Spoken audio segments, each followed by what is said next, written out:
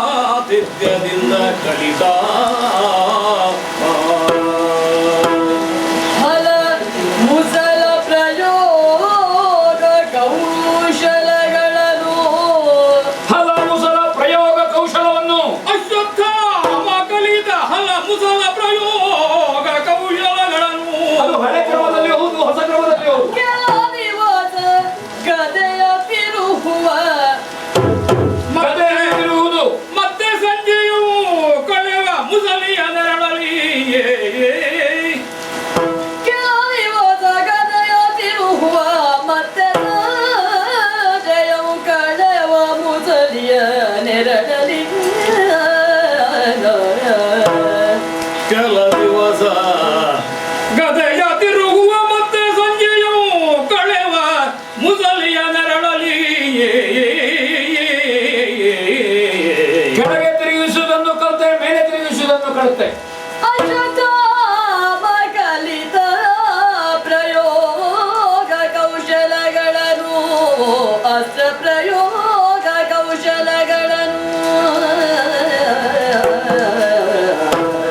ಕೆಲ ದಿವಸ ಗದೆಯ ತಿರುಗುವ ಮತ್ತೆ ಸಂಜೆಯ ಕಳೆವ ಮುಸಲಿಯ ನೆರಳಲಿ ಫಲಬದ್ಧನಾತಿಥ್ಯದಿಂದ ಅಶ್ವತ್ಥಾಮ ಕಲಿತ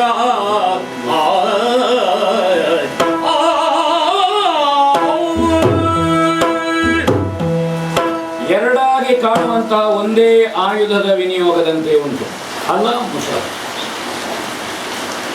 ಗದಾದಂಡದ ವಿನಿಯೋಗ ಹೇಗೆ ಅದನ್ನು ಎಸೆಯುವುದ ಹಿಡಿಯುವುದ ತಿರುಗಿಸುವುದ ಪ್ರತಿಯೊಂದರ ಉಪದೇಶವನ್ನು ಬಲರಾಮ ದೇವರು ಪ್ರಾಮಾಣಿಕವಾಗಿ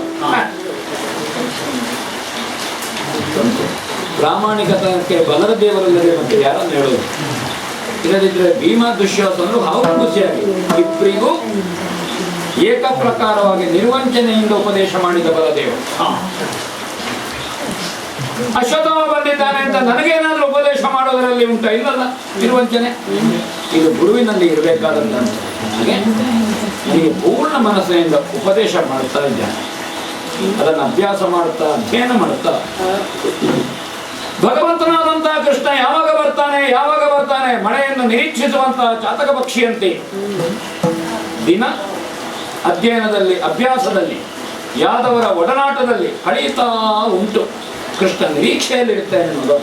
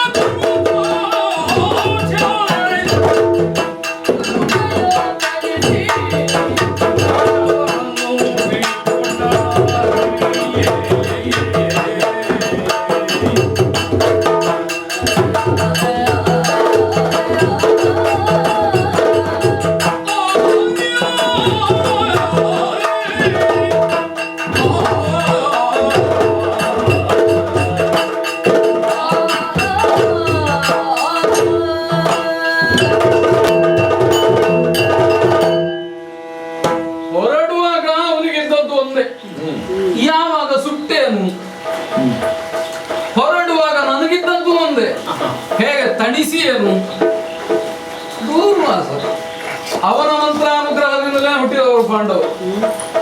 ಅವರನ್ನಾದರೂ ಸುಡಬೇಕು ಅಂತ ಒಬ್ಬ ಮುನಿಯ ತಲೆಯಲ್ಲಿ ಯೋಚನೆ ಬರ್ತದೆ ಅಂತ ಹಾಗಾದ್ರೆ ಯಾವಾಗ ಯಾರಿಗೆ ಯಾವ ಬುದ್ಧಿ ಹುಟ್ಟುತ್ತದೋ ಉಳಿಸುವುದು ಕಷ್ಟ ಅಂತ ಕಂಡು ಹೋಗ್ತದೆ. ಪಾಂಡವರನ್ನು ಶಪಿಸಿ ಅವರಿಗೆ ಅಧೋಗತಿಯನ್ನುಂಟು ಮಾಡಬೇಕು ಅನ್ನೋ ಉದ್ದೇಶದಿಂದ ಅಲ್ಲವೇ ಕೌರವ ಕಳುಹಿಸಿಕೊಟ್ಟ. ಈ ಮುನಿವರೇಣ್ಯ ತಲೆಯಾಡಿಸಿ ಬಂದನಲ್ಲ ವನ ಪ್ರದೇಶಕ್ಕೆ. ಆ ಕಾಲಕ್ಕೆ ನಾನು ಅಂಗೀಕರಿಸಿದ ಕೃಷ್ಣೆಯ ಕೂಗು ಧಾವಿಸಿ ಹೋದ. ಹಾಗೆ ನಾ ಹೋಗುವಾಗ ಇದ್ದದ್ದು ನನಗೆ ಯಾವಾಗ ದುರ್ವಾಸನೂರು ಭಯ ತಣಿಸುವೆ ಅಂತೂ ದೂರ್ವಾಸನಿಗೆ ಹುಟ್ಟಿದ ಹಸಿವೆಯೂ ತೀರಿತು.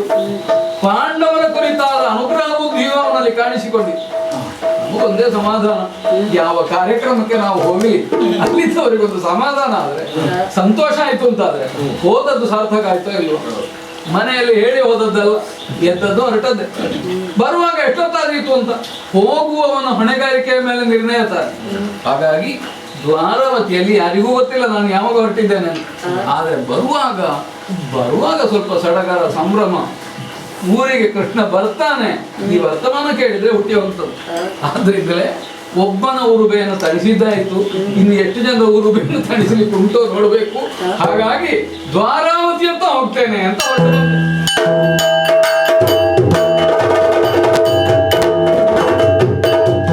ಬರ್ತಾ ಬರ್ತಾ ಬರ್ತಾ ಎಲ್ಲರೂ ಸಡಗರ ಸಂಭ್ರಮ ಆಚರಣೆಯಲ್ಲಿಯೇ ತೊಡಗಿಬಿಟ್ರಲ್ಲ. ಕೃಷ್ಣ ಬರ್ತಾನೆ ಎಂಬುದು ಕೃಷ್ಣನ ಮನೆಯಲ್ಲಿ ಉತ್ಸವ ಆಗ್ತದೆ ಅಂತಾದ್ರೆ ನಮಗೆ ನಂಬುವುದು ಕಷ್ಟ. ಹಾಗಾದ್ರೆ ಬೇರೆ ಯಾರೋ ಬಂದಿದ್ದಾರ, ಒಂದು ವರ್ತಮಾನ ಬಂತಲ್ಲ.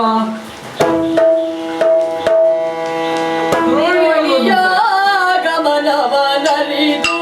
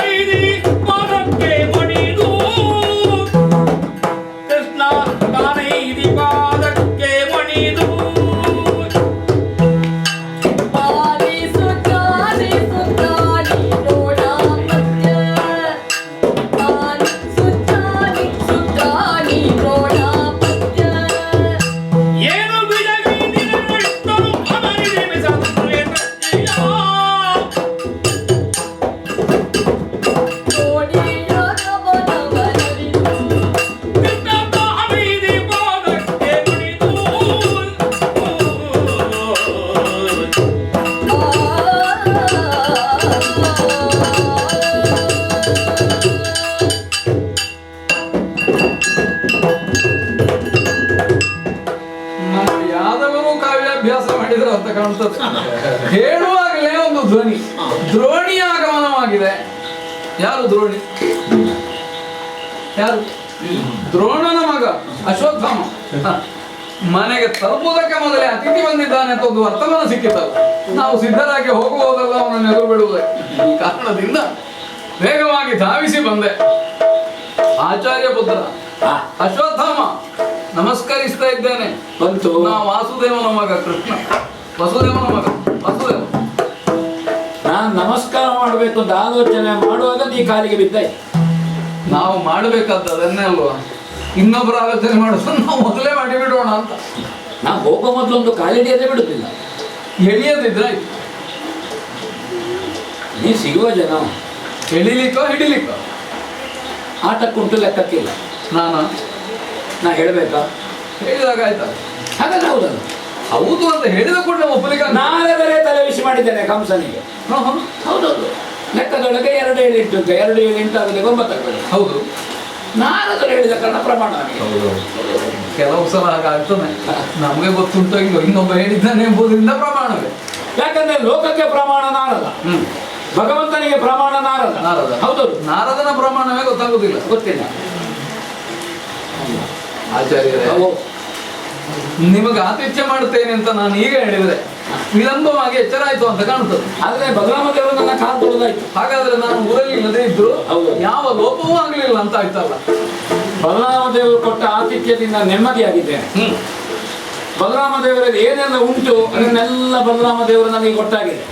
ಸಲುಗೆಯಿಂದ ನಾ ಕೇಳುದು, ಅಶ್ವತ್ಥಾಮ ಈ ಸಾಮಾನ್ಯ ಸಾಮಾನ್ಯನೇ ನಾನು. ಯಾಕೆ ಹೇಳ್ತೇನೆ ಅಂತಂದ್ರೆ ಮಾನಿ, ಜ್ಞಾನಿ, ಸೂತ್ರಾಣಿ ಈ ಮೂರು ಒಟ್ಟಿಗೆ ಇರುವುದೇ ವಿರಳ, ವಿರಳಾತಿ ವಿರಳ. ಯಾಕೆ? ಜ್ಞಾನಿಯಾದವನಿಗೆ ತ್ರಾಣ ಇರ್ತದೆ ಅಂತ ಏನಿಲ್ಲ. ಪ್ರಪಂಚದಲ್ಲಿ ಬಹುಪಾಲು ಕಷ್ಟ ಬರುವುದೇ ಜ್ಞಾನಿಗಳಿಗೆ ತ್ರಾಣ ಇಲ್ಲದ ಕಾರಣ. ತ್ರಾಣ ಇದ್ದವರಿಗೆ ಜ್ಞಾನ ಇರುವುದಿಲ್ಲ. ಕೆಲವು ಸಲ ಜ್ಞಾನವೂ ಇರ್ತದೆ, ತ್ರಾಣವೂ ಇರ್ತದೆ, ಮಾನವೇ ಇರುವುದಿಲ್ಲ. ಮಾನ ಇರುವುದಿಲ್ಲ ಅಂತಂದ್ರೆ ಅಡೀಕಾಗದಷ್ಟು ದೊಡ್ಡವ ಅಂತ ಹೇಳಿದಲ್ಲ ನಾನು. ಅವನಿಗೆ ಸ್ವಾಭಿಮಾನದ ಪ್ರಜ್ಞೆ ಇರುವುದಿಲ್ಲ. ತಾನೇ ಯಾಕಂದ್ರೆ ಅದನ್ನು ಇಟ್ಟುಕೊಂಡ್ರೆ ಬದುಕಲಿಕ್ಕೆ ಆಗುದಿಲ್ಲ ಅಂತ ಅದನ್ನು ಮೊದಲು ಬಿಡ್ತಾನೆ. ಮೂರು ಇಟ್ಟುಕೊಂಡು ಬದುಕಿದವನಿ ಮಾನಿ ಮಾನವ. ಒಂದು ಆಕ್ಷೇಪದ ಮಾತು ಬಂದ್ರೆ ಸಿಡಿ ನೇಳುವ ಕಿಡಿ ಹೇಳುವ ಬೆಂಕಿಯನ್ನು ಅಶ್ವತ್ಥಾಮನ ಬದುಕಿನ ಬಂಡವಾಳವೇ ಸಿಟ್ಟು. ಅದು ಬಂಡವಾಳ ಆಗಬೇಕು ಅಂತ ಅದು ಇಟ್ಟುಕೊಳ್ಳುವಷ್ಟು ಬೇಕಲ್ಲ. ಉಂಟು ಮಾತ್ರ ಅಲ್ಲ, ತಿಳುವಳಿಕೆ ಇಲ್ಲದವನ ಅಶ್ವತ್ಥಾಮ ಎಷ್ಟು ಮಂದಿಗೆ ಉಪದೇಶ ಕೊಡುವಷ್ಟು ಗೊತ್ತುಂಟು, ಉಪದೇಶ ಕೊಡ್ಲಿಕ್ಕೆ ಹೋಗುದಿಲ್ಲ. ಉಪದೇಶ ಕೇಳುವವರೇ ಇಲ್ಲ, ಮತ್ತೆ ಕೊಡುಗೆಯಾಗಿದೆ. ಹಾಗಲ್ಲ, ಕೊಡ್ತಾನೆ ಅಂತ ಗೊತ್ತಿದ್ರಲ್ಲ ಕೇಳುವವರು ಉಂಟು. ಕೆಲವು ಸಲ ಹಾಗಾಗ್ತದೆ.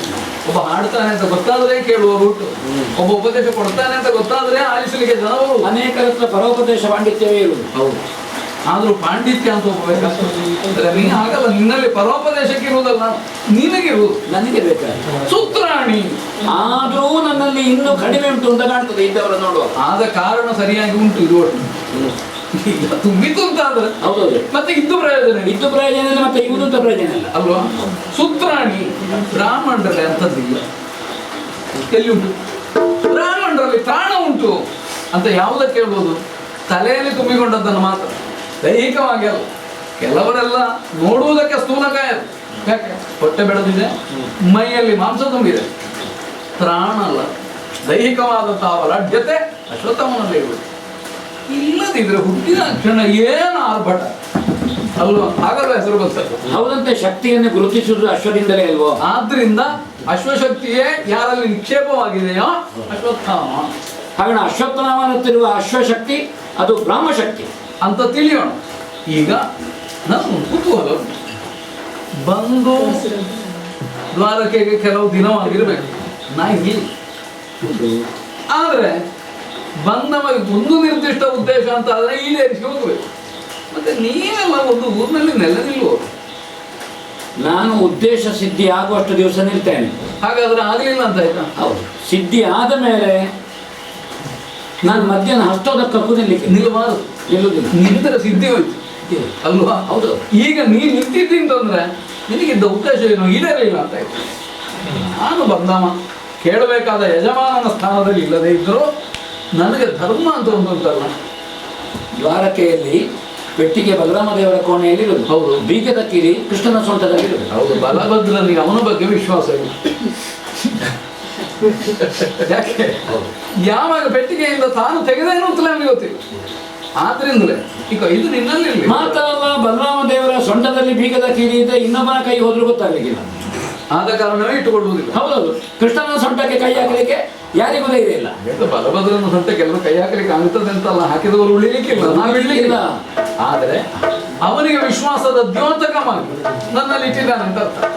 ಅದು ಅಣ್ಣ ತಮ್ಮಂದಿರ ಸಹೋದರಿಯ ಹೇಗಿರಬೇಕು ಪ್ರಪಂಚದಲ್ಲಿ ಇರಲಿಕ್ಕೆ ಉದಾಹರಣೆ. ನಮಗೊಂದು ಸಮಾಧಾನ ಆಯ್ತು.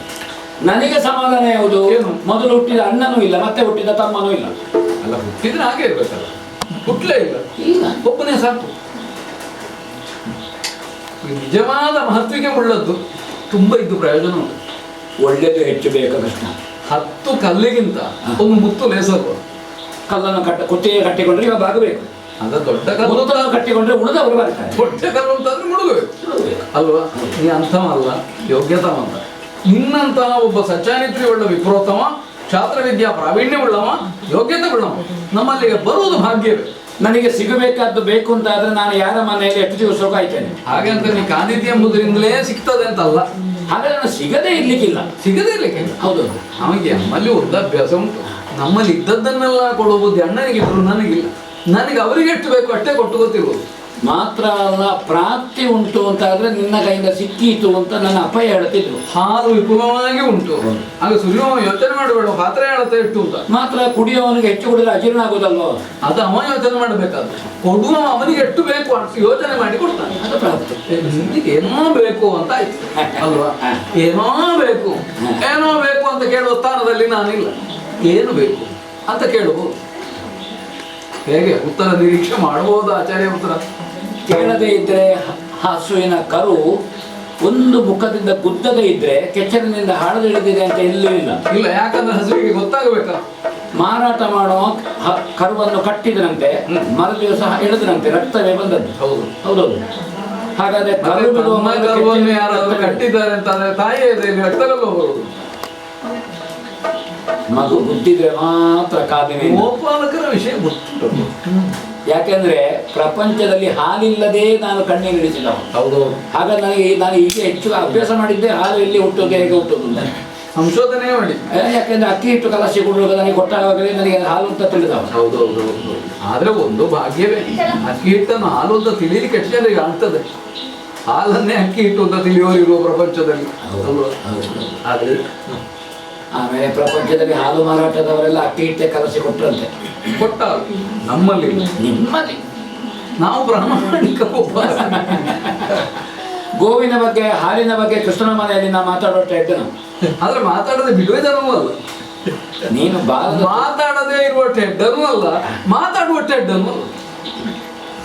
ನಿನಗೆ ಕೋಡಿನ ತುದಿ ನೋಡಿದ್ರೆ ಗೊತ್ತಾಗ್ತದೆ ಅಂತ ಎಷ್ಟು ಸೇವೆ ಹಾಲು ಸಿಗ್ತದೆ ಅಂತ.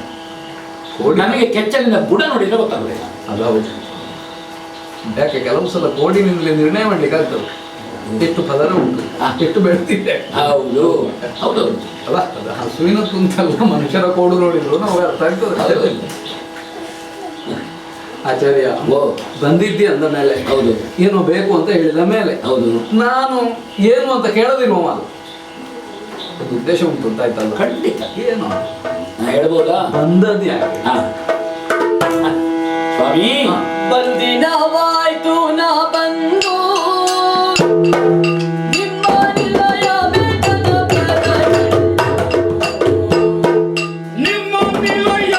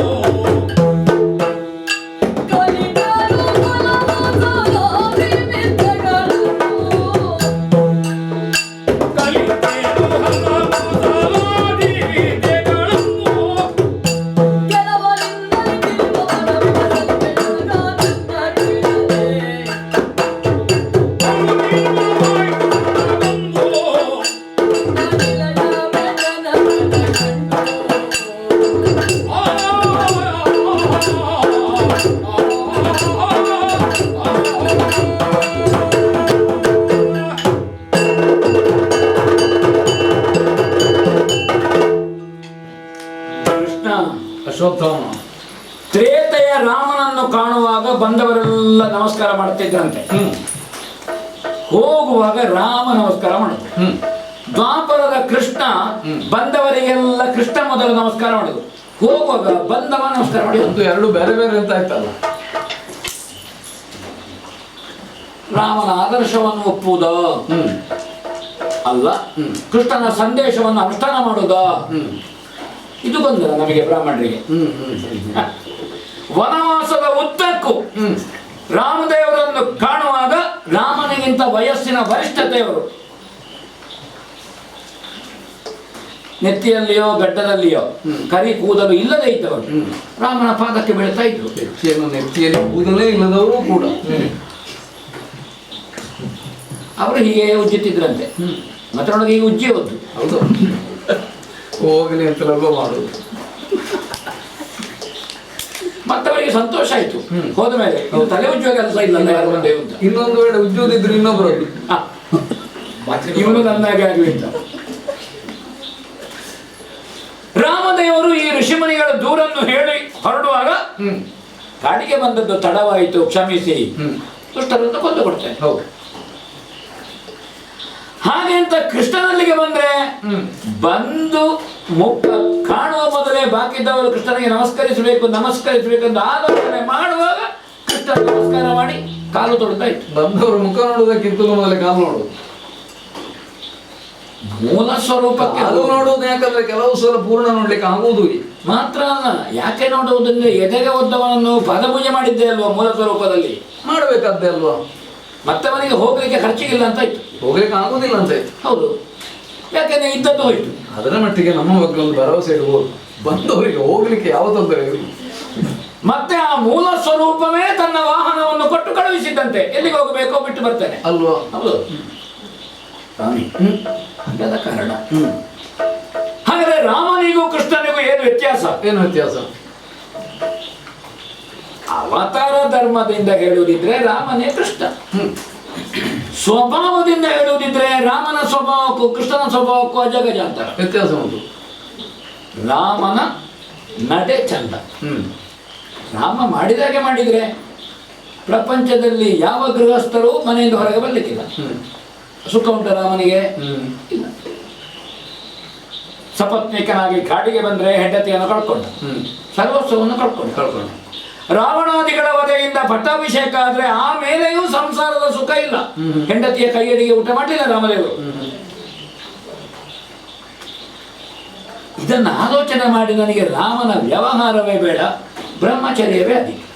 ಅಂದ್ರೆ ಒಂದರ್ಥದಲ್ಲಿ ರಾಮನ ವ್ಯವಹಾರವೇ ಆಯ್ತು. ಅವನಿಗೂ ಪತ್ನಿ ಸುಖ ಇಲ್ಲ, ಹೌದು, ಬ್ರಹ್ಮಚಾರಿಯಾಗಿ ನಿನಗೂ ಇಲ್ಲ.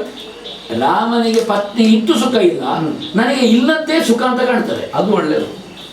ಎಷ್ಟೋ ಜನ ಮದುವೆ ಆದ ಮೇಲೂ ಹಾಗೆ ಯೋಚನೆ ಮಾಡ್ತಾರೆ, ಇಲ್ಲದಿದ್ರೆ ಸುಖ ಇತ್ತು. ಇದು ಹೆಚ್ಚು ಮದುವೆ ಆದ ಸತ್ಯದಾನ ಹೇಳ್ಬೇಕು. ಆದ್ರೆ ನಮಗೆ ಸುಖ ಅಲ್ಲ ಅಂತ ಕಂಡು ಹೆಚ್ಚಾಗ್ತೇವ. ಹಾಗೆಂತ ನೀ ಸುಖ ಇಲ್ಲ ಅಂತ ಮದುವೆ ಆಗುದನ್ನು ಬಿಡ್ಲಿಲ್ಲ. ನಾನು ಸುಖ ಇಲ್ಲ ಅಂತ ಹೇಳೂ ಇಲ್ಲ. ಮದುವೆ ಆಗುವವರಿಗೆಲ್ಲ ಆಗಿ ಅಂತ ಹೇಳುದು, ನಿಮಗೆ ಬೇಕಾದ್ರೂ ಆಗಿ ಅಂತ ಹೇಳುದು. ಆಗಬೇಕು ಅಂತಲ್ಲ, ಆಗಬಹುದು. ಕೆಲವು ಸಲ ಹೇಳಿದ್ರೆ ನನಗೆ ಭೀತಿ ಇಲ್ಲ, ಕೆಲವು ಸಲ ಹೇಳಿದ್ರೆ ವೇದ ಪುರುಷ ವೇದ ವಾಕ್ಯ ಎಲ್ಲರೂ ನನಗೆ ಮದುವೆ ಆಗಿ ಬಿಡ್ತದೋ ಅಂತ ಇದಕ್ಕೆ ಆಗಿ ಬಿಡಬಾರ್ದು. ಇಲ್ಲ ರಾಮನಾಗುವುದಿಲ್ಲ, ಆಗಿ ಬಿಟ್ರೆ ರಾಮನಾಗ್ಲಿಕ್ಕಿಲ್ಲ. ಆದೀತು ಅಂದ್ರೆ ರಾಮ ಪೂಜೆ ಮಾಡ್ಲಿಕ್ಕೆ ಮರ್ಯಾದ ಪುರುಷೋತ್ತಮ ನಾವು ಪೂಜಿಸ್ತೇವೆ. ಹೌದು.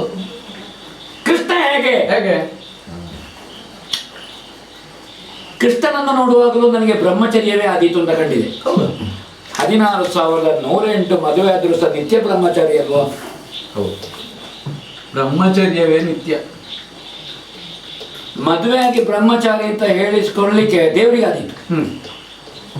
ನಮಗ ದೇವ ಯೋಗ್ಯತೆ ಇಲ್ಲ, ನಾವು ಮದುವೆ ಆದ್ರೆ ಬ್ರಹ್ಮಚಾರಿಗಳಾಗಲಿಕ್ಕೆ ಸಾಧ್ಯ ಇಲ್ಲ.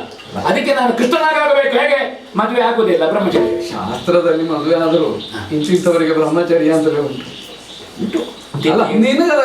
ತಿಥಿವಾರ ನಕ್ಷತ್ರ ಯೋಗ ಕರ್ಣವನ್ನು ಕಂಡು ಅಲ್ವಾ? ಹೌದೌದು, ಅನುಸೂಯಾದಿಗಳಿದ್ದಾರೆ. ನಾನು ಅದಕ್ಕೆ ತಲೆಬಿಸಿ ಮಾಡ್ಲಿಕ್ಕೆ ಹೋಗ್ಲಿಲ್ಲ. ವಿನಿಯೋಗ ಮಾಡ್ಲಿಕ್ಕೆ ನೆಲವೇ ಇಲ್ಲ. ನಮ್ಮ ಬೀಜದ ಬಗ್ಗೆ ಯಾಕೆ ಯೋಚನೆ ಮಾಡ್ತಾನೆ? ಅದಕ್ಕೆ ನಾನು ಹುಲ್ಲ ಚಾಪೆ ಸಾಕು ಅಂತ ಆಲೋಚನೆ ಮಾಡಿದ್ದೆ. ಸಿಕ್ಕಿ ಭಾರಕ್ಕೆ ಅಷ್ಟೇ ಸಿಗ್ತದೆ ಅಂತ ಅಲ್ಲ. ಹಾಗಾದ ಕಾರಣ ಯಾವ ಮನೆಗೆ ಹೋದರೂ ಅವರ ಹಾಸಿಗೆ ದಪ್ಪ ಎಷ್ಟು ಅಂತ ನಾ ಕೇಳುವುದಿಲ್ಲ. ನನಗೊಂದು ಹುಲ್ಲ ಚಾಪೆ, ತಲೆ ಅಡಿಗೆ ಒಂದು ಮನೆ, ಇಲ್ಲದಿದ್ರೆ ನಮ್ಮ ಕೈ. ಅದರಷ್ಟು ಸುಖ ಅಲ್ಲ. ದಿಂಬು ಕೊಟ್ರೆ ನಿದ್ದೆ ಬರುವಾಗ ತಲೆ ಅಡಿಯಿಂದ ಎಳಿತಾರೆ, ಹಠ ಮಾಡುವ ಒಬ್ಬ ಕೇಳ್ತಾನೆ ಅಂತ. ಹೌದು. ನಮ್ಮ ಕೈ ಕೊಟ್ರೆ ಬ್ರಹ್ಮಚಾರಿಗೆ ತಲೆ ದಿಂಬ ಎಳೆಯುವವರಿಲ್ಲ, ಅದು ಗೃಹಸ್ಥನಿಗೆ ಸಮಸ್ಯೆ. ದೇವರ ಅನುಭವ ದೊಡ್ಡದು, ಮಕ್ಕಳಿದ್ದವರಿಗೆ ಗೊತ್ತುಂಟಲ್ಲ. ಹೌದೌದು ಸ್ವಾಮಿ. ಹಾಗೊಮ್ಮೆ ಕೃಷ್ಣನನ್ನು ಕಾಣುವ. ಕೃಷ್ಣನ ನುಡಿ ಚಂದ, ನಿನ್ನ ನಡೆ ಅಲ್ಲ. ನೀನು ಮಾಡಿದಾಗೆ ನಾವು ಮಾಡಿದ್ರೆ ಊರಿನಲ್ಲಿ ಪೆಟ್ಟು ತಿನ್ಬೇಕಲ್ಲ. ನೀನು ಮಾಡಿದಿರೋದು ಆದರ್ಶ ಅಂತ ನಾವು ಹೇಳ್ತಾ ಬಂದಿದ್ದೇವೆ. ಕೃಷ್ಣ ಆದರ್ಶ, ಕೃಷ್ಣ ಮಾಡಿದ್ರೆ ಸರಿ. ನನಗೂ ಹಾಗೆ ಅಪ್ಪನ ಋಣದಲ್ಲಿ ಬದುಕುವವರ ಬಗ್ಗೆ ನನಗೆ ಹೆಚ್ಚು ಒಲವಿಲ್ಲ. ಸ್ವತಂತ್ರ ಸರ್ವತಂತ್ರ ಸ್ವತಂತ್ರ, ಭಗವಂತ ಸರ್ವತಂತ್ರ ಸ್ವತಂತ್ರ. ಹೌದೌದು, ನಾವೆಲ್ಲ ಸ್ವತಂತ್ರರು. ಹುಟ್ಟಿದ ಮಧುರೆಯಲ್ಲಿ ಬೆಳಿಲಿಲ್ಲ, ಬೆಳೆದ ಗೋಕುಲದಲ್ಲಿ ಉಳಿಲಿಲ್ಲ, ಪ್ರತ್ಯೇಕವಾದಂತಹ ಒಂದು ಊರು ನಿರ್ಮಾಣ ಮಾಡಿದೆ. ಅದು ಈಗ ಇರುವುದಲ್ಲ, ಮೊದಲು ಇದ್ದದ್ದು ಮುಳುಗಿ ಹೋಗಿದೆ. ಮುಳುಗಿತ್ತು. ಹಾಗಾದ್ರೆ ಮುಳುಗುವುದನ್ನು ಮೇಲೆತ್ತುವ, ಮುಳುಗುವುದನ್ನು ಎತ್ತುವುದೇ ನಮ್ಮ ಉದ್ದೇಶ. ಆದರ್ಶ ಕೃಷ್ಣನದ್ದು. ರಾಮನದ್ದು ಮುಳುಗದಂತೆ ಕಟ್ಟುವಂತಹದ್ದು, ಒಂದು ಮುಳುಗಲಿಕ್ಕೆ ಇಲ್ಲ. ಕೃಷ್ಣ ಮುಳುಗಿದ್ದನ್ನೇ ಎತ್ತುವುದು. ಬೇರೆಯವರು ಮುಳುಗಿಸಲಿಕ್ಕೆ ನೋಡುವಾಗ ನಾವು ಎತ್ತು. ಮತ್ತೆ ಕೃಷ್ಣ ಮುಳುಗಿಸಿದ್ರೆ ಮತ್ತೆ ಅವ ಏಳುವುದೇ ಇಲ್ಲ. ಹೇಳ್ಬೇಕಾದವರನ್ನು ಮುಳುಗಿಸುವ ಬುದ್ಧಿಯೂ ನಮಗಿಲ್ಲ. ಹಾಗಾದ್ರೆ ಒಮ್ಮೆ ಕೃಷ್ಣನ ಆದರ್ಶವನ್ನು ನೋಡುವ. ನಿಜವಾಗಿ ದರ್ಶನ ಅಂದ್ರೆ ಕೃಷ್ಣ ದರ್ಶನ, ಅದಲ್ಲೋ ಸ್ವಾಮಿ ಸುದರ್ಶನ. ಹಾಗೊಮ್ಮೆ ಒಂದು ನಾವು ತಿದ್ದಿಕೊಳ್ಳುವುದಿದ್ರೆ, ಸರಿ ಇಲ್ಲದಿದ್ರೆ ಕೃಷ್ಣನೆಂಬ ದರ್ಪಣದಲ್ಲಿ ದರ್ಶನವಾಗಬೇಕು. ಅದು ದರ್ಪಣ ಆದರ್ಶ. ಕೃಷ್ಣನಿಗಿಂತ ದೊಡ್ಡ ಆದರ್ಶ ಆದರ್ಶ. ಅನೇಕ ಮಂದಿ ನಿನ್ನ ಮುಂದೆ ಬಂದವರು ಹೋಗುವಾಗ ತಾವು ಸ್ವರೂಪ ಜ್ಞಾನವನ್ನು ತಿಳ್ಕೊಂಡು ಹೋಗಿದ್ದಾರೆ. ಹಾಗಾದ್ರೆ ನಮಗೂ ಸ್ವರೂಪ ಜ್ಞಾನ ಬರುವುದು ಎಲ್ಲಿಗೆ? ನಾವು ಕಾಣಬೇಕಾದಾಗೆ ಕಾಣುವುದು ಹೇಗೆ, ಇರಬೇಕಾದಾಗ ಇರುವುದು ಹೇಗೆ? ಒಬ್ಬ ಕೃಷ್ಣನನ್ನು ನೋಡುವ. ಅದೇ ಸರಿ. ಯಾಕಂದ್ರೆ ಅಕ್ಷರಾರ್ಥದಲ್ಲಿ ಸ್ವರೂಪ ಜ್ಞಾನ ಬರುವುದೇ ಆದರ್ಶದ, ಅಂದ್ರೆ ಕನ್ನಡಿಯ ಮುಂದೆ ನಿಂತರೆ. ಅದಕ್ಕೆ ಬೇಕಾಗಿ ಒಮ್ಮೆ ಕೃಷ್ಣನನ್ನು ಕಾಣುವ. ನಮಗೆ ಕಡಿಮೆ ಆದದ್ದು ನಾವು ಕೃಷ್ಣನಂತ ತಗೊಳ್ಬಹುದಲ್ಲ, ಆದಿತ್ತಲ್ಲ. ನಮ್ಮ ಹತ್ರ ಹೆಚ್ಚಿದ್ರೆ ಕೃಷ್ಣನಲ್ಲಿ ಬಿಟ್ಟು ಹೋಗ್ಬೋದಲ್ಲ. ಒಂದು ಕೊಡ ಕೊಡುವ. ಹೌದು, ನನಗೆ ಕೊಡುವಷ್ಟು ನನ್ನ ಹತ್ರ ಉಂಟುಂಟಲ್ಲ. ಅಂತೂ ನಮ್ಮ ಮಟ್ಟದ ವ್ಯತ್ಯಾಸ ಇಲ್ಲ. ಯಾಕೆ? ಹೆಚ್ಚಿದ್ದದ್ದು ಹೋಗ್ತದೆ, ಕಡಿಮೆ ಇದ್ದದಕ್ಕೆ ತುಂಬುತ್ತದೆ. ನಾವು ಒಂದೋ ಹೋದಲ್ಲಿಂದ ತಕೊಂಡು ಹೋಗುದು, ಇಲ್ಲದಿದ್ರೆ ಹೋದಲ್ಲಿ ಬಿಟ್ಟು ಹೋಗುದು. ನಾ ಹೋದದ್ದು ಬಂದರೂ ಗೊತ್ತಾಗಬೇಕು. ಹೌದಪ್ಪ. ಗುರುತು ಉಳಿಸಿ ಹೋಗುದು ಅಥವಾ ಗುರುತು ಉಳಿಸಿಕೊಂಡು ಹೋಗುದು. ಉಳಿದವರು ಹೇಳ್ತಾರೆ ಅವನದು ಗುರುತ ಇಲ್ಲದ ವ್ಯವಹಾರ ಅಂತ. ನನ್ನದು ಗುರುತ ಇಲ್ಲದ ವ್ಯವಹಾರ ಹಾಗೊಮ್ಮೆ ದ್ವಾರಕೆ ನೋಡುವ. ಭೂಮಿ ಅಡಿಯಿಂದ ಇದ್ದಿದ್ದಂತೆ ಸದ್ಯ ಅದು ಭೂಮಲೋಕದ ವೈಕುಂಠ ಅಂತ ಹೇಳುದು ಕೇಳಿದ್ದೇನೆ. 8 ದಿಕ್ಕಿನಲ್ಲಿ ದ್ವಾರ, ಅದಕ್ಕೆ ಬಾಗಿಲುಗಳಿಲ್ಲ. ಬಾಗಿಲುಗಳಿದ್ರೆ ಅದಕ್ಕೆ ಮುಚ್ಚಲಿಕ್ಕೆ ಚಿಲಕ ಇಲ್ಲ. ಎಷ್ಟೊತ್ತಿಗೂ ಮುಕ್ತ. ಹೌದು, ಭಗವಂತ ಮುಕ್ತ. ಎಷ್ಟು ಮುಕ್ತ? ಹಾಗೆ ಹಾಗೆ ಮುಕ್ತ ಇರುವ ಸ್ವಾಮಿ. ಅದಕ್ಕೆ ಬೇಕಾಗಿ ಮತ್ತೆ ವೈಕುಂಠವನ್ನು ಕಂಡ ಮೇಲೆ ಏನು ಕಾಣಲಿಕ್ಕುಂಟು ಅಲ್ವಾ? ಕೃಷ್ಣನನ್ನು ಕಂಡ ಮೇಲೆ ಏನು ಕಾಣಬೇಕು? ಭೂಮಿಗಿಳಿದು ಬಂದು ಭಗವಂತ ಕೃಷ್ಣತ್ವ ಭಗವಂತ. ಅದೊಂದು ದರ್ಶನ ಆಗಲಿ. ಇವಾಗ ಎಲ್ಲರೂ ಹೇಳುದು ದೇವರ ದರ್ಶನ ಅಂತ. ದೇವರ ದರ್ಶನ ಅಲ್ಲ ಸ್ವಾಮಿ, ಅದು ನನ್ನ ಸೀಮಿತ ತಿಳುವಳಿಕೆಯಲ್ಲಿ ಹೇಳುದು. ದೇವರನ್ನು ನೋಡಿದ್ರೆ ನಮಗೆ ನಮ್ಮ ದರ್ಶನ ಆಗುದು. ಒಂದು ದೇವ ಮಂದಿರದಲ್ಲಿ ದರ್ಶನ ಬಲಿ ಅಂತ ದೇವರನ್ನು ಹೊತ್ತವ ದೇವರನ್ನು ಹಿಡ್ಕೊಂಡು ಹೀಗೆ ಮಾಡಿದ. ದೇವರನ್ನು ಭಕ್ತ ದರ್ಶಿಸುವ ಬಲಿ ವರ್ಷಕ್ಕೊಮ್ಮೆ. ದೇವರು ಭಕ್ತರನ್ನು ದರ್ಶಿಸುವ ಬಲಿ. ಈಗ ದೇವರು ಒಬ್ಬ ರಾಜಾಂಗಣಕ್ಕೆ ಬರೋದು ಯಾಕೆ? ಬೀದಿಗೆ ಹೋಗುದು ಯಾಕೆ? ನಾ ಬರುವಾಗ ನೀ ಇಲ್ಲ, ಹಾಗಾಗಿ ದರ್ಶನವೂ ಇಲ್ಲ. ಬರೇ ಬಲಿ, ಬರೇ ಬಲಿ. ಪಕ್ಕ ನನಗಾಯ್ತು, ನಾ ಬಂದು ಬಲಿ ಆಗ್ತೇನೋ ಇನ್ನು. ನಾ ಮೊದಲೇ ಹೇಳಿದ ಸೂತ್ರಾಣಿ ಅಂತಂದ್ರೆ ಬಲಿ ಅಂತಲಲ್ವ ಅರ್ಥ? ಬಲಿ ಮಹಾಬಲಿ ಸಂವಿಧಾನ ಹೇಳ್ಬೇಕು. ಹೌದು. ಇನ್ನು ಆಗದಿದ್ದು ತೊಂದರೆ. ನೀ ಹೇಳಿದೆಯಲ್ಲ, ಆಗುವ ನೀ ಹೇಳುದು. ನೀ ಹೇಳದೇ ಇದ್ರೆ ನಾನು ಆಗ್ಲಿಕ್ಕೆ ಉಂಟಾ ಅಂತ ನೀ ತಿಳಿದ್ರೆ ಹೌದೌದು ಆಗಲಿಕ್ಕೆ ಹೊರಟದ್ದು ಅಂತ ಆಯ್ತು. ಹಾಗಾದ್ರೆ ಯಾರಲ್ಲಿ ಬಲಿಯಾಗಬೇಕು? ಬಲಿಯನ್ನು ಮೆಟ್ಟಿದವನಲ್ಲಿ ಬಲಿಯಾಗಬೇಕು. ಯಾಕೆ? ಅವನಿಗಿಂತ ದೊಡ್ಡ ಬಲಿ ಇಲ್ಲಲ್ಲ. ಹೌದೌದು ಹೌದೌದು. ಬಲಿಯನ್ನು ಮೆಟ್ಟಿದ ಪಾದ, ಅದರಲ್ಲಿ ನಾವು ಬಲಿ ಅಂತ ಆದ್ರೆ ಬಲಿ ಆಗೋದಿದ್ರೆ ಅಲ್ಲಿ ಬಲಿಯಾಗಬೇಕು. ಬಲಿಯಾಗೋದಿದ್ರು ಅಲ್ಲಿ ಬಲಿಯಾಗಬೇಕು. ಅದಕ್ಕೆಲ್ಲ ಬಲಿಕಲ್ಲಿರುವುದು ದೇವರಲ್ಲಿಲ್ಲ. ಬಲಿಕಲ್ಲಿರುವುದು ಬೇರೆ ಬಲಿಪೀಠ ಅಲ್ವಾ? ಅದು ಶಂಕರ ನೋಡ್ಲಿಕ್ಕೆ. ಹೌದು. ಹಾಗಾದ್ರೆ ಅಲ್ಲಿ ತೆಂಗಿನಕಾಯಿ ಕವಚಿ ಬಿದ್ರು ಪುನಃ ಬಲಿ ಹೊರಡ್ಲಿಕ್ಕಿಲ್ಲ. ಮತ್ತೆ ಮರು ದಿವಸವೇ ಬರುವಾಗ ನೀ ಇಲ್ಲ. ದೇವಸ್ಥಾನಕ್ಕೆ ಬಂದ ಮೇಲೆ ಇವತ್ತು ಏಕಾದಶಿ ಬಾಗಿಲಾಕಿದೆ ಅಂತಾರೆ, ದೇವರ ದರ್ಶನ ಮಾಡದೆ ಹೋಗ್ಲಿಕ್ಕೆ ಆಗ್ತದ? ನಾಗರೇಶ್ವರ ದೇವರಿಗೆ ಗೊತ್ತಾಗಲಿಲ್ಲ ನಾನು ಹೋಗಿದ್ದೇನೆ ಅಂತ. ದೇವರಿಗೆ ಗೊತ್ತಾಗಿದೆ ಅಂತ ಮತ್ತೆ ನನಗೆ ಗೊತ್ತಾಗಲಿಕ್ಕಿಲ್ಲ. ಅದಕ್ಕೆ ನೀ ಬರುವನ್ನಾರ ಕಾದು, ನಿಜವಾಗಿ ದೇವರನ್ನು ಕಾದು ಕಾದು ನೋಡ್ಬೇಕು. ಕದ್ದು ನೋಡೋದಲ್ಲ, ಕಾದು ಕಾದು ಬಂದು ನಮ್ಮ ದೇವರು ಸಿಕ್ಕಿದ್ರು. ದೇವರು ಸಿಕ್ಕಿದ್ರಲ್ಲ ಜನ ಅವರು. ಹೌದಪ್ಪ. ಯಜಮಾನರಲ್ಲೂ ನನಗೆ ನಿಜವಾಗಿ ಯಜಮಾನ ಆಗಿರ್ಬೇಕು. ಹೌದು ಹೌದೌದು. ಗೊತ್ತಿದ್ರು ಗೊತ್ತಿಲ್ಲದವನಾಗಿರ್ಬೇಕು. ಬಾಕಿದ್ದವರಿಗೆ ಗೊತ್ತಿಲ್ಲ ಅಂತ ಲೆಕ್ಕ. ಬದಲಾದವರಿಗೆ ಅವ್ರಿಗೆ ಗೊತ್ತುಂಟು ಅಂತ ಬಂದವರಿಗೆ ಗೊತ್ತಿಲ್ಲ. ಒಂದು ಹಲ ಮುಸಲಾಯುಧ ಒಂದು ಗದೆಯನ್ನು ತಿರುಗಿಸುವುದು, ಎಸೆಯುವುದನ್ನು ಹೊಡೆಯುವುದನ್ನು ಬಡಿಯುವುದನ್ನು ಅಡ್ಡ ನೀಟ ಸುತ್ತು ತಿರುಗಿ ಅಪ್ಪ ಎಂತ ಕೃಷ್ಣ ಸುಧಾಮದೇವರ ನೋಡ್ತೀನಿ ಬಾಲರಾಮ ಹಲಮುಸಲ ತಿರುಗಿಸುವುದನ್ನು ನಾನು ಯಾಕೆ ನೋಡ್ಲಿ? ನೀನು ನೋಡ್ಲಿಲ್ಲ ನಿನಗೆ ಹಲಮುಸಲ ತಿರುಗಿಸೋದು ಗೊತ್ತಿಲ್ಲ ಅಲ್ವಾ? ಅವ ತಿರುಗಿಸ್ತಾನೆ ಅಂತ ಅಷ್ಟೇ ಗೊತ್ತಿಲ್ಲ. ನಿನಗೆ ಗೊತ್ತಿಲ್ಲ ಅಲ್ವಾ? ನಮ್ಮದಲ್ಲ ಅದು. ಮತ್ತೆ ನಮ್ಮದಲ್ಲದ ಕ್ಷೇತ್ರದಲ್ಲಿ ಆಸಕ್ತಿ ಇಲ್ಲ. ನನಗೂ ಹಾಗೆ ಯಾರಿಗೂ ಗೊತ್ತಿಲ್ಲದೆ ಇದ್ದದ್ದನ್ನು ಕಲಿಬೇಕು ಅಂತ ಆಗಲಿ ಸತ್ತದ್ದು ಬೇರೆಯವರಿಗೆ ಗೊತ್ತಿರಬಾರ್ದು. ಈಗ ಹಲಮುಸಲಾಯುಧ ತಿರುಗಿಸುವುದು ನಿನಗೆ ಗೊತ್ತಿಲ್ಲ ಅಲ್ಲ? ನನಗೆ ಗೊತ್ತಿಲ್ಲ. ಈಗ ಒಂದು ಸಮಾಧಾನ ಆಯ್ತು ನನಗೆ. ಶ್ರೀಪತಿಯ ಮನೆಯಲ್ಲಿ ಅಶೋಕ ಶೋಕ ಇಲ್ಲ. ಬಂದವನಿಗೆ ಶೋಕ ಆಯ್ತು ಅಂತಾದ್ರೆ ಶ್ರೀಪತಿಯದ್ದು ಮನೆ ಅಂತ ಆಗಿತ್ತ. ಮಾತ್ರ ಅಲ್ಲ, ಶ್ರೀಪತಿಯ ಮನೆಯಲ್ಲೇ ಶೋಕ ಉಂಟಂತಾರೆ ಶ್ರೀಪತಿ ಏನು ಕೊಡುದಿಲ್ಲ ಅಂತ ಅರ್ಥಲ್ಲ, ಎಲ್ಲ ಒಳಪೆಟ್ಟೆ. ಹಾಗಲ್ಲ, ಇದ್ದವನಿಗೆ ಶೋಕ ಇಲ್ಲ, ಬಂದವನಿಗೂ ಇಲ್ಲ ಅಂತ ಆಗ್ಬೇಕು. ಸಮಾಧಾನ ಆಯ್ತಲ್ಲ, ಆತಿಥ್ಯ ಎಲ್ಲ ನಡೀತಲ್ಲ. ಉಣ್ಲಿಕ್ಕೆ, ತಿನ್ಲಿಕ್ಕೆ, ಕುಡಿಲಿಕ್ಕೆ 4 ಉಂಟಲ್ಲ, ಜಗಿಲಿಕ್ಕೆ, ನೆಕ್ಕಲಿಕ್ಕೆ ಎಲ್ಲ ಪಂಚಭಕ್ಷ ಬರವನ್ನ. ಹೌದು, ತೃಪ್ತನಾದೆ. ಆದರೂ ಅತೃಪ್ತಿ ಆಗಿದೆ. ಅದೇ ಉಂಡದ್ದರಲ್ಲಿ ಉಪ್ಪು ಕಡಿಮೆ. ತೃಪ್ತಿಯೇ ಅತೃಪ್ತಿ ನಿಜವಾದ. ಅದು ಗೊತ್ತಾಯ್ತಾ? ಆಸ್ತಿಕ ನಾಸ್ತಿಕ ವಾದ ಮಾಡಿದ್ರಂತೆ ವಿದ್ವಾಂಸರು ಕೂತ್ಕೊಂಡು. ನಾಸ್ತಿಕವಾದ ಮಾಡಿದ ವಿದ್ವಾಂಸ ಹೇಳಿದಂತೆ ದೇವರೇ ಇಲ್ಲ ಅಂತ. ಇಲ್ಲ ಅಂತ ಹೇಳೋದಕ್ಕೂ ದೇವರನ್ನು ಬಳಸಿದ. ದೇವರಿಲ್ಲ, ದೇವರಿದ್ರೆ ಹೇಗಿರಬೇಕು, ದೇವರು ಯಾಕೆ ಮಾಡಿದಂತೆ, ದೇವರಿಲ್ಲ ಅಂತ ಹೇಳಲಿಕ್ಕೆ ನೀನು ದೇವರು ಅಂತ ಹೇಳಿದೆಯಲ್ಲ, ಇಲ್ಲ ಅಂತ ಹೇಳುದೇ ಅದುವೇ ಆಸ್ತಿಕೆ ಅಂತ. ಎಷ್ಟು ತೃಪ್ತಿಯಾದ್ರೂ ಉಪ್ಪು ಹಾಕದಿದ್ದ ಪದಾರ್ಥಕ್ಕೆ ಏನು ರುಚಿ, ತಾಯಿ ಇಲ್ಲದ ಮನೆಗೆ ಏನು ಅಲಂಕಾರ ಉಂಟು, ಹೇಗೆ ಊಟಕ್ಕೆ ಉಪ್ಪು ರುಚಿಯೋ ಮನೆಗೆ ತಾಯಿ ಇರಬೇಕು. ಹೌದು, ಆ ತಾಯಿ ಇರಬೇಕು ಅಂತ ಈ ತಂದೆಗೆ ಗೊತ್ತಿರಬೇಕು. ಹೌದು, ಮತ್ತೆ ಇದ್ದಾಳೆ ಅಂತ ಗೊತ್ತಿರಬೇಕು. ಆ ತಾಯಿಗೂ ಗೊತ್ತಿರಬೇಕು, ಇವ ಮನೆಯಲ್ಲಿ ಇದ್ದಾನೆ ದಿವಸಕ್ಕೊಮ್ಮೆ ಆದ್ರೂ. ಮತ್ತೆ ನೀನು ಯಾವ ಮನೆಯಲ್ಲಿದ್ದಿ ಅಂತ ನಾ ಹೇಗೆ ಹೋಗೋದಿಲ್ಲಿ? ಹಾಗೆ ಹೋಗುವ ಹಾಗಿಲ್ಲ.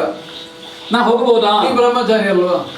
ನಾರದರು ಹೋಗಬಹುದು. ನಾರದರಿಗೆ ಗಡಿ ರೇಖೆ ಇಲ್ಲ, ಅವರಿಗೆ ಮುಕ್ತ ಪರವಾನಗಿ ಉಂಟು, ಎಲ್ಲಿಗೆ ಹೋಗೋದಾಗ್ತದೆ. ಹೌದಾ? ಹೌದು. ಅದಕ್ಕೆ ಬೇಕಾಗಿ ಮತ್ತೆ ಒಂದುಂಟು, ಸತ್ಯಭಾಮ ದೇವಿಯ ಮನೆಗೆ ಹೋಗುದಾ? ಹಾಗಲ್ಲ, ನಿನಗೆ ಹೋಗಿಯೇ ಗೊತ್ತಾಗಬೇಕು ಹೋಗಬಹುದಾ ಹೋಗಬಾರದು ಅಂತ. ಇಲ್ಲಿ ನಾ ಹೋದೆ, ಹೋಗಬಾರದು ಅಂತ ಆಗಿದ್ರೆ ಯಾಕಂದ್ರೆ ನೀ ಹೇಳಿದ ಹೊತ್ತಿಗೆ ಬರುದಿಲ್ಲ ಅಂತ. ಇನ್ನು ನಿನಗೆ ತೋರಿಸುವುದನ್ನೇ ಅವರು ನನಗೆ ತೋರಿಸಿದ್ರು. ನಾನು ಇತ್ತೀಚೆಗೆ ಹೊತ್ತು ಹೇಳುವುದನ್ನೇ ಬಿಟ್ಟಿದೆ. ಅದಕ್ಕೆ ಬೇಕಾಗಿ ನಾನಿನ್ನು ಪಕ್ಕ ನಾ ಬರುವಾಗ ನೀನು ಅಂತ ಗ್ರಹಿಸಿ ನಿನಗೆ ತೋರಿಸುವುದನ್ನು ಅವರು ಹಿಡಿದು ತೋರಿಸಿದ್ರೆ ನೀ ಇಷ್ಟೊತ್ತಿಗೆ ಬರುದು ಅಂತ. ಆಗ ಅಮ್ಮ ನಾ ಬಂದ ನಾನು ಪಕ್ಕ ಯಜಮಾನರು ಬಂದದ್ದು ಅಂತ ಗ್ರಹಿಸಿದ್ದೇನೆ ಅಂತ ಮತ್ತೆ ಅದನ್ನೆಲ್ಲ ಹಿಂಗೆ ಹೇಳ್ಕೊಂಡು ಹೋಗುದು ನಾನು. ಅಂದ್ರೆ ಕೆಲವು ಸಂಸಾರ ನೋಡಿದಾಗುಂಟು ಬ್ರಹ್ಮಚಾರಿ. ಸಂಸಾರಿಗಳ ಮಧ್ಯೆ ಬದುಕಿದ್ದೇನೆ. ಹೌದು ಹೌದೌದು, ನಿಜವಾಗ ಬ್ರಹ್ಮಚರ್ಯವೋ ಸನ್ಯಾಸವೋ ಸಂಸಾರಿಗಳ ಜೊತೆಗಿರಬೇಕು. ಹೌದೌದು. ಊಟಕ್ಕಿಲ್ಲ ಅಂತ ಏಕಾದಶಿ ಮಾಡಿದ ಪ್ರಯೋಜನ ಇಲ್ಲ, ಮೃಷ್ಟಾನ್ನ ಎದುರಿಟ್ಟು ಏಕಾದಶಿ ಮಾಡಬೇಕು. ಕೃಷ್ಣನ ಸಂಸಾರವನ್ನು ನೋಡುವ, ಕೃಷ್ಣನ ಬ್ರಹ್ಮಚರ್ಯವನ್ನು ನೋಡುವ. ಮತ್ತೆ ಕೃಷ್ಣನ ಬಂದದ್ದು ಕೆಲವು ದಿವಸ ಆಯ್ತು, ನಿಧಾನ ಬರುವ ತಡ ಆಗಿದೆ ಅಂತ ಹೇಳಲಿಕ್ಕೆ ನಾ ಜನ ಅಲ್ಲ. ಹಾಗಂತ ನೀನು 4 ದಿವಸ ಮೊದಲೇ ಬಂದ್ರೆ ನಾವು ಹೋಗ್ತಿದ್ದೆ. ಹೌದು, ನಾನು 5 ದಿವಸ ಮೊದಲೇ ಬಂದಿದ್ರೆ ನಾನೇ ಇರ್ತಿದ್ದೆ. ಆದ್ರೆ ನಾನು ಹೊರಟಂತೆ 4 ದಿವಸ ಮೊದಲು, 1 ದಿವಸ ಕಳೆದು. ನಾನು ಹಿಂದೆ ದಿವಸ ಹೊರಡಬೇಕು ಅಂತ ಮಾಡಿದೆ. ಅದು ನಮ್ಮ ಪಂಚಾಂಗದಲ್ಲಿ ಏಕಾದಶ ದಿವಸ. ಮಾನವನ ಆಯುಸ್ಸು 100 ಅಂತ ಲೆಕ್ಕ, ಪೂರ್ಣ ಆಯುಸ್ಸು ಅಂತ. 100 ಅಂದ್ರೆ 100 ಅಂತ ಅಂತಲ್ಲ, ಪೂರ್ಣ. ಆದ್ರೆ ಒಂದು ದಿನದ ವ್ಯತ್ಯಾಸದಲ್ಲಿಯೂ 100 ಆಗದೆಯೂ ಇದ್ದೀವಿ ಅಲ್ಲ. ಒಂದಕ್ಕೂ ಮಹತ್ವ ಉಂಟು. ಅಯ್ಯೋ, ಆ ಒಂದು ಇಲ್ಲದಿದ್ದರೆ 100 ಆಗುದಿಲ್ಲ, ಒಂದು ಇದ್ರೆ 100 ಆಗ್ತದೆ. ಒಂದಿದ್ದದ್ದು 100 ಆಗ್ತದೆ. ಕೆಲವು ಸಲ 100 ಆಗ್ಲಿ ಅಂತ ಕಂಡದ್ದು ಒಂದೇ ಇರ್ತದೆ. ಒಂದೇ ಇರ್ತದೆ ಅಲ್ಲ, ನಿನ್ನ ಬಗ್ಗೆ ಹೇಳಿದ್ದಲ್ಲ ಹಾಗೆ ಬಂದದ್ದು. ಬಂದಾಯ್ತು. ಈಗ ನನ್ನನ್ನು ಕಾಣ್ಲಿಕ್ಕೆ ಅಂತ ಬಂದು ನಿಂತಾಯ್ತು, ನಾನು ಬಂದಾಯ್ತು.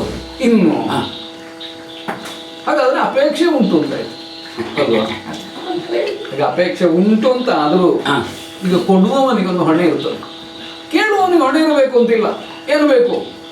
ಕೇಳುವ ಅವನಿಗೆ ಬೇಕಾದನ್ನು ಕೇಳುದೆ, ಕೊಡುವವನ ಹತ್ರ ಉಂಟಾ ಇಲ್ವ ಅಂತ ಕೇಳಲಿಕ್ಕಿಲ್ಲ. ಒಂದದು.